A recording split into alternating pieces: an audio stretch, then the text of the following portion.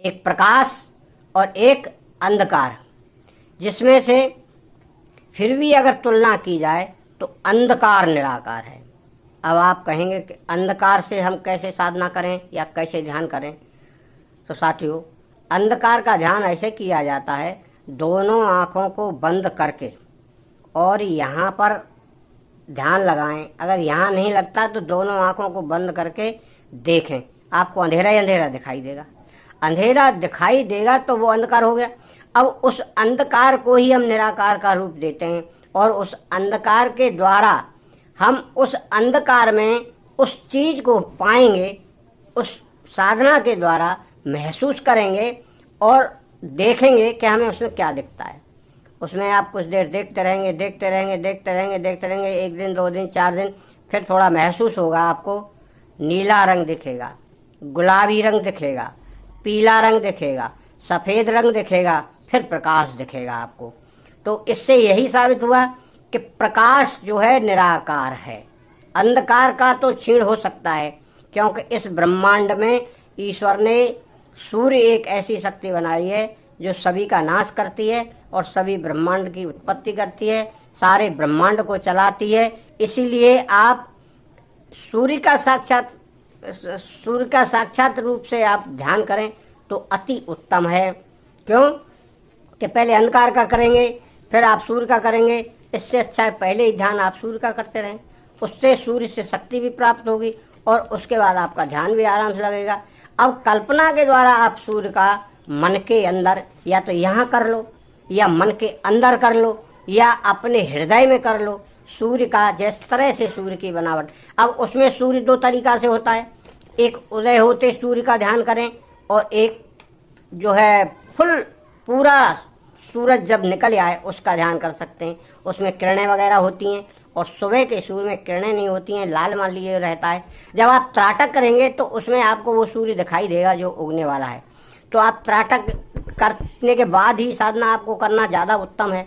क्यों कि त्राटक के द्वारा ध्यान जल्दी लगता है, आप जिस चीज़ को सोचेंगे उसमें ध्यान जल्दी लग जाएगा।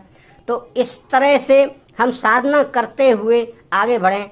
साधना के तरीका बहुत हैं, कोई किसी प्रकार करता है, कोई किसी प्रकार करता है, कोई किसी प्रकार करता है। अब आपको जैसे सहज हो आप उसी प्रकार से साधना करें। और साधना में थोड़ा सा संयम तो रखना ही चाहिए, ब्रह्मचर्य से रहना है, किसी से ईर्ष्या नहीं करना है। किसी स्त्री को देखना है तो एक बार देखकर उसके घुटनों से ऊपर नहीं देखना है, क्योंकि जिससे मन के अंदर विकृति पैदा ना हो। तो दोस्तों, किसी जवान लड़की या औरत को देखना अनुचित है। अनुचित यानी अपने मन के लिए अनुचित है, क्योंकि आत्मा तो शुद्ध है। आत्मा तो आपको निर्णय करके बता देगी कि आपको विचार नहीं लाना है, मगर मन के अंदर विचार आएंगे तो उन्हें रोकना आपको कठिन पड़ेगा।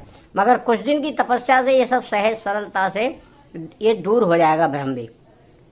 तो हमें अपने को संयम में रखने के लिए हमें थोड़ी तपस्या करना है। और संयम में हम कैसे रह सकते हैं, बार बार सोचना है। क्रोध का सर्वथा नाश करना है। क्रोध बहुत आता है, क्रोध आने का कारण ही ये है अन्न है। अन्न में सबसे ज़्यादा नशा है और उस नशा के द्वारा ही आप विकृतियों में पड़ते हैं या मनुष्य विकृतियों की तरफ जाता है। अन्न कोष जो है दूषित करने वाला है, इसलिए अन्न जो है आप कम खाएंगे, जीवन निर्वाह होगा। आप तरल पदार्थ लें, दूध लें, चाय लें और अन्य जूस लें, फल खाएं, जिससे उदर पूर्ति हो। अगर आप कठिन परिश्रम करते हैं तो आप अन्न पचा सकते हैं। अगर आप परिश्रम नहीं कर रहे हैं और साधारण तौर से रह रहे हैं तो आपको हल्का भोजन ही श्रेयकर है। परिश्रम करने वाले को थोड़ा भोजन कर लेना चाहिए।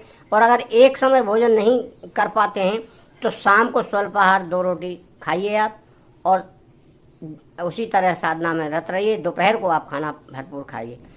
तो भक्तों, ये साधन की प्रक्रिया हैं तो सरल, मगर क्या है शुरू में जो व्यक्ति इनको शुरू करता है या स्टार्ट करता है तो उसे बड़ी कठिनाई सी महसूस होती है।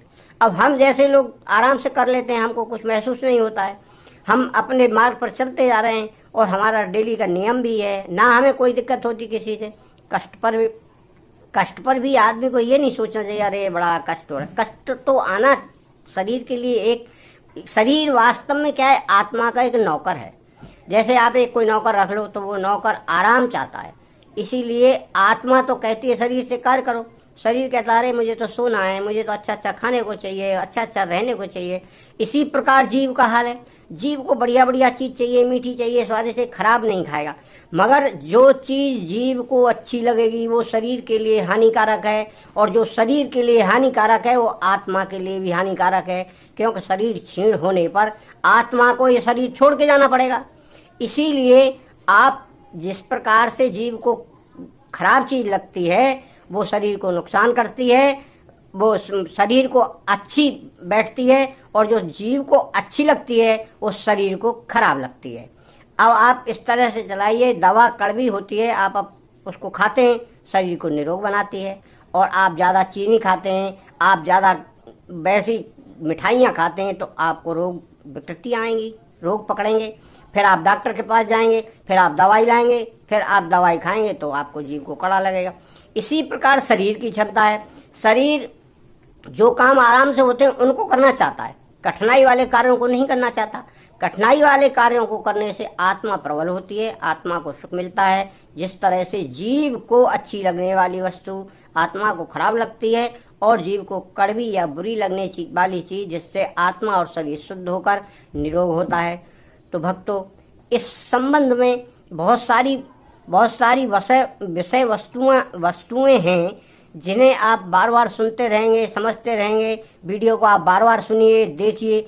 और कुछ इसमें आपको जैसे कोई पूछता होगा माला कौन सी चाहिए, माला आप अमेजोन से मंगवा सकते हैं, बाजार से ले सकते हैं, आप कहीं से भी ले सकते हैं। इसमें मेरा का कुछ कहना नहीं है। आप लोटा पीतल का रखें तो अच्छा है, अमेजोन वगैरह पर सब चीज़ मिलती है, आप वहाँ से मंगाते रहें और घर बैठे ही आ जाएगी आपकी कोई चीज़। आप और इसमें विशेष को आप गीता मंगाना चाहें तो गीता गोरखपुर से आती है, या और अमेजोन से भी आ जाएगी। हमें इस विषय में कुछ नहीं कहना कि आपको कोई चीज़ कहाँ से मंगानी है। हमारा इसमें ना कोई रोल है, ना हम इसमें आपको ज़्यादा वो करेंगे। और साधारण वस्त्रों का ही चयन करें, सूती वस्त्रों का चयन करें, ज़्यादा उत्तम है। क्यों कि सूती वस्त्र शरीर को आरामदायक रहते हैं और वायु का प्रवेश होता है जल्दी, ऑक्सीजन मिलना शरीर के लिए ज़रूरी है। तो भक्तों, ये सब बताया गया है, आप थोड़ा अमल करें, ध्यान करें, साधना करें। तो इसी के साथ मैं जो है इसको समाप्त करता हूँ वक्तव्य। इसको वक्तव्य देने के लिए तो बहुत सारा ये भंडार है, आप इसमें कितना भी बताएं कम ही पड़ेगा। साथियों, आपको नमस्कार। जय श्री गुरुदेवाय नमो, नमो श्री गुरुदेवाय नमो, श्री गुरुदेवाय नमः। आपका भला हो, ईश्वर से प्रार्थना है। जय श्री राधे राधे राधे।